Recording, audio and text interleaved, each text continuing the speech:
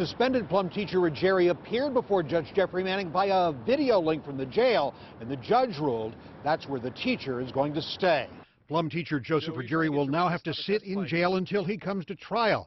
By his own attorney's estimate, that could take up to a half year from now. Yeah, he's concerned.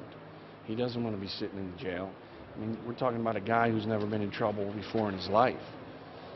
He's never been in this situation. Judge Manning made it clear he's not ruling whether Ruggieri is guilty or innocent of again allegedly intimidating his alleged female student victim. He ruled that he violated orders not to contact her and not to use the internet.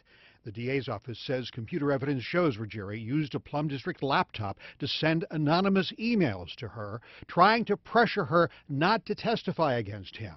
Does the defense admit he sent the emails? We're not saying he is. We're not saying he isn't. All we're saying is they're allegations, and the allegations on the surface don't appear to be harmful, threatening, or intimidating.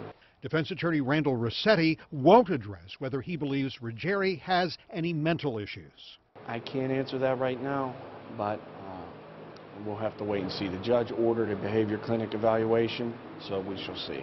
A trial will determine Ruggieri's guilt or innocence, but the best he can hope for about his time in jail is that he'll get credit for it if he is found guilty. Is this a situation of his own creation? I'd have to say so. Meanwhile, here at the county courthouse, a different Plum teacher, also accused of wrongdoing against a student, is expected to appear before a different judge for a pretrial conference on Thursday. Downtown, Bob Mayo, Pittsburgh's Action News 4.